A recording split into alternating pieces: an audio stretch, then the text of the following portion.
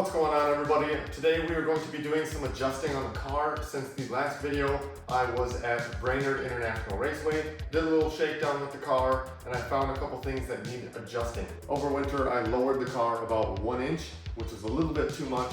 When you're off throttle at high angle, I was actually rubbing the front fenders. We don't want that. We don't want any rubbing or any distractions while driving. When you hear a crunch or something rubbing funny, it kind of throws you off mid-drift. So I raised the front back up a 1/2 inch. Hopefully that's going to solve that issue and it doesn't crunch on that fender. We already have damage the way it is. We don't want to damage that more. Now with the rear of the car, when you lower it 1 inch, it actually gave it some negative camber because last year I was wearing too much of the outside of the tire. Now with lowering it 1 inch in the back, it actually is wearing the inside of the tire. As you can kind of tell right here, the outside of the tire still has a little bit of tread there, and then the inside is wearing completely off, almost to the point where it's getting down the cords. We're really close to being like perfect tire wear. We want to get that adjusted just a little bit, so I raised the rear of the car a 1/2 inch. Hopefully that's going to kind of take care of that little bit of, uneven wear on that. Those tires were wore pretty good. I made 26 laps on those tires. That's outstanding, especially for the cheese grater of a track that Brainerd is. So made those adjustments already, took care of that. I also had my wife help me with toe plates and get the car realigned. Every time you change your ride height, it changes everything else. So I got the alignment specs back to where I want them, about 1/4 inch toe out in the front and about 1/4 to 5/16 toe in the rear. So we should be all set for the first round of drifting the plains. When this video posts, I will actually be at that event. I pulled the door bars back out of the car. We're gonna get a little bit of sanding and prep done on those so that we can lay down some primer. Just doing gray, it will match the roll bar for now until I can figure out what color I want for sure on those door bars. Now I didn't show pulling these out, I just took them out real quick. It's a little bit of a process. You have to pull the driver's seat out. Passenger seat you don't actually have to move out because that's on sliders. But if you want to see the door bars, if you haven't seen that video yet, I will link that up here and go check that out. Now we're going to get these door bars prepped and ready for some primer. I'm just going to hand sand these with some little prep pads. It doesn't need a lot of prep. We're just going to kind of rough the surface and make sure there's not any weird bumps or scuffs or anything like that, and then we can start spraying. I am going to set up the canopy outside this time. We're not going to do painting in the garage anymore. It made the garage smell for like 2 weeks when I did the rear subframe, so we don't want to make this space smell super toxic with paint fumes, so I'm going to spray outside. I'm not going to show you guys spraying outside just for my own privacy and my neighbor's privacy, and I'll just give you guys an update after we spray some of that primer. So let's get to sanding these, getting them prepped, clean them up real good, and then we'll show you guys what they look like when they're finally painted. Alright, so I got this set up on the cart. I'm going to start with a 100 grit pad, and then I pulled out a couple of 240 pads. That should be plenty good for what we're trying to do with this. It's probably going to get wore and scuffed quite a bit when you're climbing over and sliding your legs and pants, jeans, whatever, over the top of this bar. We're going to get it prepped as good as we can, just so we can get this sealed. When I wash the car before Brainerd, some water gets in the top of the windows because the seals on the hardtop are kind of wore, so it was dripping water down on these bars. And if you know anything about metal, bare metal or raw material can rust pretty easy when there's water or moisture on them. We want to get this sealed as soon as possible so that it doesn't rust in the future. We want to prevent rust. We want these bars to last as long as possible. So I kind of started it sanding a little bit just to see if 100 grit would be enough, and it should be. We're not going to sit here and prep it completely so it's nice and shiny. We're just basically roughing it up to where the surface is just kind of scuffed, and then we'll switch to a little bit finer sandpaper so we can take some of the bigger grooves from the 100 grit out of it.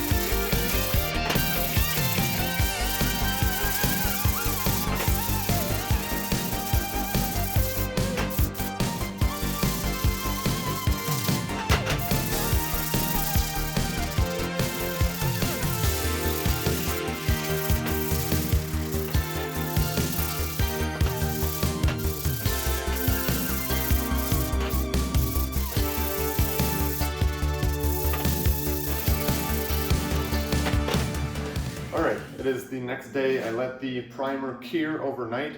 Just let it dry, give it a good enough chance to, not be touched while it's still wet.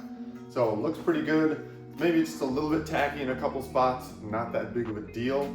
Now I know I did say that I probably won't be spraying a color just yet. I actually was thinking this morning about just laying down a color. I have some leftover paint from when I did the subframe stuff. So depending on what color I go with, I have a couple of cans of each color from under the car. So I'm gonna pick one and just spray it on. It's kind of a pain taking my seat in and out because it's Allen bolts on the side and I have my mount plates like welded into the chassis. So you have to like stick your hand down in a tight space to get those bolts in and out.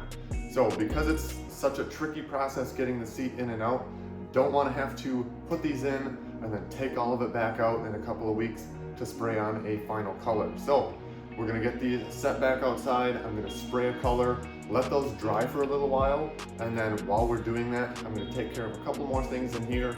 I gotta switch out that set of tires.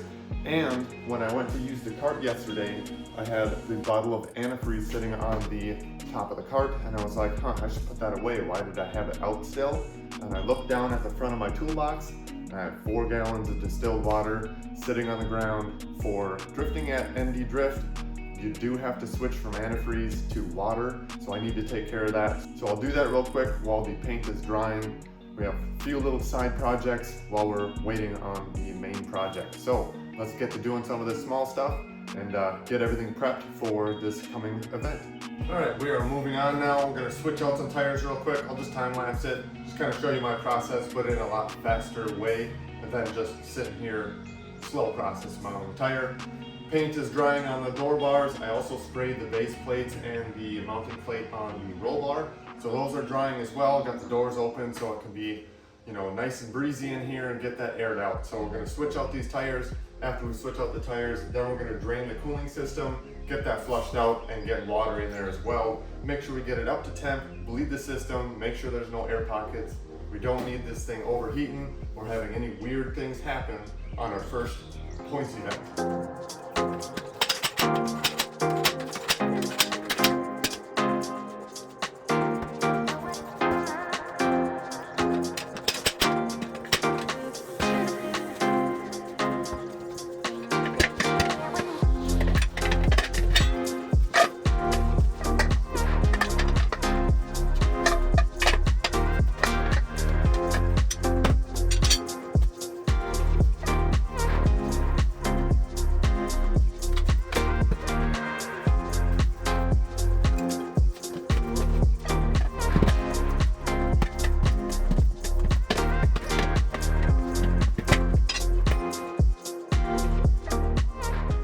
All right, so tires are changed.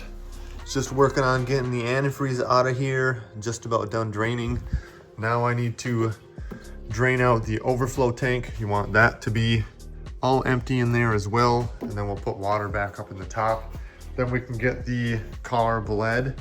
I have the back end of the car lifted higher than the front, so hopefully everything drains completely out of the radiator. Get as much of that out of there as we can before we put water back in it. My wife was also kind enough to help me get the old sticker off of right here. It was rubbed off with tire. We're gonna leave that alone. We're not gonna touch that paint up. So it's just gonna get marked up again this year anyways, but we did need to get it cleaned off so we can get a fresh driver program sticker on the car.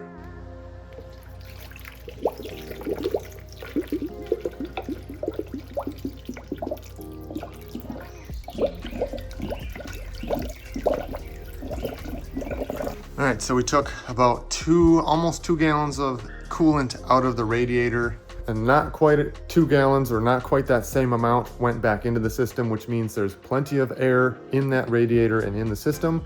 We're gonna start the car up, let it heat all the way through, heat cycle, make sure the thermostat opens up, get as much air pockets and air bubbles out of the block as we can, make sure that it's all bled and flawless cooling system. We don't need any overheating or any weird hot spots in the engine.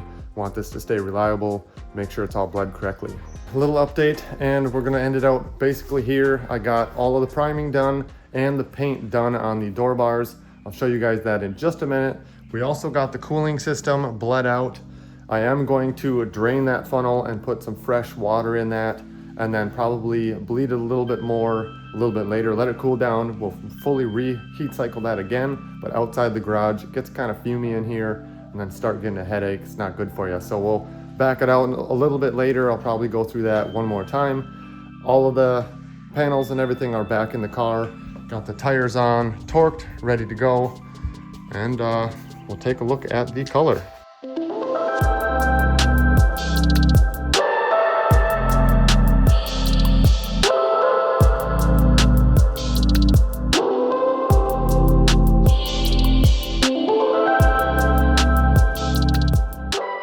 So I went with the sparkly purple, same as the rear subframe. I had some cans left over, so it doesn't make sense to go buy new when you already have the color.